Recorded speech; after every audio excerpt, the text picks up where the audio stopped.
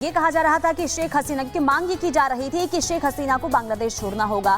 शेख हसीना ने बोरे बिस्तर लेकर बांग्लादेश तो छोड़ दिया, लेकिन फिर भी वहां पर दंगे जो हैं वो लगातार देखने को मिले। पीएम आवास पर लूटपाट की गई। इसके अलावा भी तोड़फोड़ की तस्वीरें संसद के अंदर से भी सामने आई। लेकिन दूसरी तरफ शेख हसीना जो भारत में मौजूद हैं और इसी के साथ ही भारत सरकार की भी नजर बांग्लादेश की हर एक स्थिति पर बनी हुई है। रिपोर्ट आपको दिखाते हैं। आर्मी के ताकतवर जनरलों के बीच में बैठी एक महिला प्रधानमंत्री भारी मन से इस्तीफा दे रही थी। क्या ये तस्वीर बांग्लादेश में लोकतंत्र के खात्मे की फाइल पर दस्तखत की है? शेख हसीना के हटने के बाद क्या भारत का एक और पड़ोसी देश तानाशाही की ओर जा रहा है? क्योंकि ढाका में मचे तांडव और हिंसा की आग की लपटें पूरे दक्षिण एशिया में जाएंगी। जिस तरह से हिंसा का आंदोलन और फिर बंदूक की नोक पर शेख हसीना का तख्ता पलट हुआ, वो दुनिया को परेशान करने वाला है।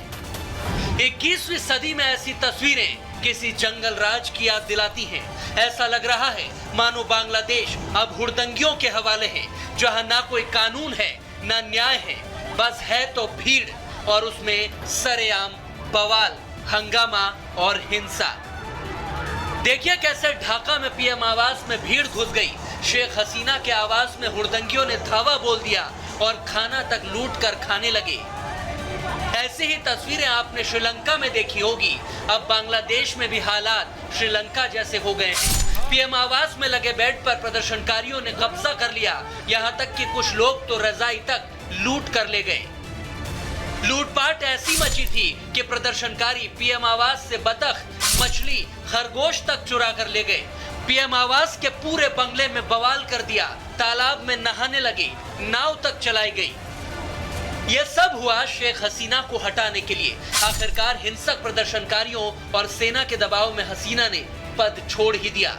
तो क्या अब वहां सैन्य तानाशाही शुरू हो जाएगी या फिर लोकतंत्र की बहाली की संभावनाएं हैं? क्योंकि इस पूरे खेल में बांग्लादेश की आर्मी ने अब मोर्चा संभाल रखा है और वो सवालों के घेरे में भी है। ये हिंसा बढ़ती ही गई है। कोई 100 के करीब स्टूडेंट्स मारे हैं, कितने 100 घायल हो गए हैं। अब बांग्लादेश की फौज के पास क्या विकल्प था कि या तो वो तिएननमेन स्क्वायर जैसा नरसंहार करे, तो ये तो बिल्कुल जैसे कि श्रीलंका में हुआ था विक्रम राणा सिंघे के साथ की सरकार के साथ, वैसा उन्होंने तो अटैक कर दिया है बांग्लादेश के प्राइम मिनिस्टर के आवास के ऊपर। लेकिन लगता है कि बांग्लादेश की फौज अभी तक वफादार रही है। उन्होंने अपने हेलीकॉप्टर में उनको आउट किया। उनका हेलीकॉप्टर है या किसी और हमारी एजेंसी का हेलीकॉप्टर है, ये तो देखना होगा। आर्मी अब बांग्लादेश की बागडोर संभाल चुकी है, लेकिन जिस भीड़ के दम पर उसने ये सब किया, क्या उस हिंसक प्रदर्शनकारियों के पीछे कोई और है या फिर आर्मी ने ही प्लानिंग के तहत ये सब कुछ करवाया? क्योंकि शेख हसीना को फौज ने 45 मिनट का वक्त देकर सीधी चेतावनी दे दी थी देश छोड़ने की। आखिरकार तख्ता पलट के वो 45 मिनट कैसे थे, उनमें क्या हुआ, अब वो जान लीजिए। दरअसल हिंसक प्रदर्शनकारियों ने शेख हसीना का पीएम आवास घेर लिया था। शेख हसीना को हटाने पर भीड़ अड़ गई थी, क्योंकि रविवार को 97 लोगों की मौत से इस भीड़ के माथे पर खून सवार हो गया था। ऐसे में इन लोगों के खिलाफ सुरक्षाकर्मी कोई एक्शन नहीं लेना चाहते थे, फौज भी कोई गोलियां नहीं चलाना चाहती थी। तभी आर्मी ने हसीना को इस्तीफा देने को कहा और हसीना को 45 मिनट का अल्टीमेटम दिया गया। 45 मिनट में ही देश छोड़कर शेख हसीना निकल जाओ, ये आर्मी ने कहा। और फिर बेकाबू हालात में हसीना के पास कोई विकल्प नहीं बचा, तो आनन फानन में ही बांग्लादेश की प्रधानमंत्री रही शेख हसीना ने इस्तीफा दे दिया। वो एयरफोर्स के चॉपर से ढाका से निकल पड़ी। बताया गया कि वो सबसे पहले भारत में एंट्री करते हुए अगरतला पहुंचती हैं, फिर वहां से गाजियाबाद के हिंडन एयरबेस पर पहुंचती हैं, जहां भारतीय राष्ट्रीय सुरक्षा सलाहकार अजीत डोवाल ने उनसे लंबी मुलाकात की। तो उधर हसीना के भारत आने से पहले ही बांग्लादेश के हालात पर मोदी सरकार नजरें बनाए हुए थी। विदेश मंत्री एस जयशंकर ने भी तुरंत संसद भवन पहुंचकर प्रधानमंत्री से मिलकर मोदी को इस पूरे वाकये की जानकारी दी। शेख हसीना सबसे पहले भारत आई, क्योंकि वो जानती हैं भारत इकलौता ऐसा देश है जिस पर वो भरोसा कर सकती हैं। उनकी जान को यहाँ कोई खतरा नहीं है, तभी तो उनका विमान जैसे ही इंडियन एयरबेस पर लैंड कर रहा था, भारतीय वायुसेना के फाइटर जेट्स ने उन्हें कवर कर लिया ताकि किसी भी तरह की कोई सुरक्षा चूक ना हो। लेकिन यह पहली बार नहीं है जब शेख हसीना की मदद भारत ने की हो। आपको याद दिला देते हैं कि बात है साल 1975 की, जब शेख परिवार पर एक बड़ा हमला हुआ था। बांग्लादेश में शेख परिवार के ज्यादातर लोगों की हत्या कर दी गई थी। तब शेख हसीना के माता पिता और उनके 3 भाइयों का निर्ममता से कत्ल कर दिया गया था। उस दौरान शेख हसीना अपनी बहन और अपने पति के साथ यूरोप में थी तो वो बच गई। भारत ने उस वक्त भी शेख हसीना को शरण दी थी और वो अपनी बहन के साथ करीब 6 सालों तक दिल्ली में रही थी। इस बार जैसे ही वो ढाका से आनन फानन में निकली, शायद उनकी जान को कोई खतरा हो सकता था क्योंकि भीड़ खूंखार हो चुकी थी। हालांकि इससे पहले 2 बार शेख हसीना ने मौत को मात दी थी। 1975 के बाद साल 2004 में शेख हसीना पर ग्रेनेड अटैक हो गया था, जिसमें 24 लोग मारे गए थे और शेख हसीना भी बुरी तरह घायल हो गई थी। मगर इस बार उन्हें सत्ता से बेदखल कर दिया गया। क्या इसके पीछे अमेरिका का हाथ है या फिर चीन का? क्योंकि दोनों ही देशों के अपने अपने हित हैं। चाइना ने तो बांग्लादेश में भारी भरकम इन्वेस्टमेंट किया हुआ है।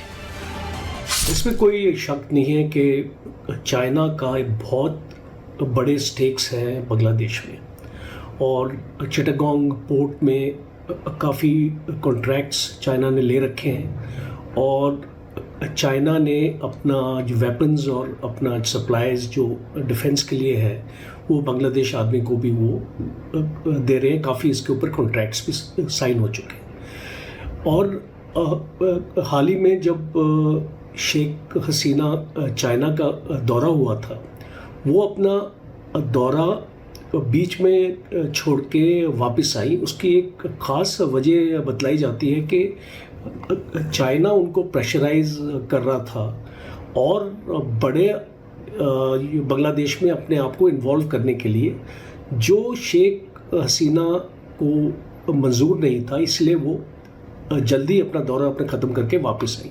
तो इससे वेरी क्लियर इंडिकेशन है कि चाइनीज़ लीडरशिप शेख हसीना से नाराज़ थी, और इसीलिए ये जो एक स्टूडेंट एजिटेशन को एक ऐसा रुख दे दिया गया कि एक पूरी मॉब वायलेंस की तरह ये उभर के आया है सामने और बांग्लादेश को स्टेबलाइज कर रहा है।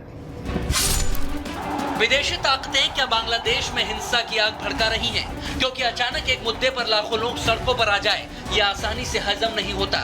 लेकिन यह भी नजरअंदाज नहीं किया जा सकता है कि बांग्लादेश में बेरोजगारी चरम पर है। ऐसे में कोर्ट के एक फैसले ने बेरोजगारों और छात्रों में हिंसा की आग भड़का दी। तो क्या था वो फैसला, उसे भी समझ लेते हैं। दरअसल आरक्षण के खिलाफ 2 महीने से प्रदर्शनकारी बांग्लादेश में बवाल कर रहे थे, जिससे हिंसक आंदोलन हो गया। और इसकी वजह थी स्वतंत्रता सेनानियों के परिवारों को मिलने वाला आरक्षण का कोटा। कुल 56% आरक्षण का लाभ इन लोगों को मिलता है, जिसका प्रदर्शनकारियों ने विरोध करना शुरू कर दिया। दरअसल शेख हसीना की सरकार ने इस कोटा को पहले कम कर दिया था, लेकिन बांग्लादेश के सुप्रीम कोर्ट ने फिर से स्वतंत्रता सेनानी परिवारों को आरक्षण का ये कोटा देने का आदेश दिया, और कोर्ट के इसी फैसले के विरोध में हंगामा मचता है और जमकर हिंसा होती है।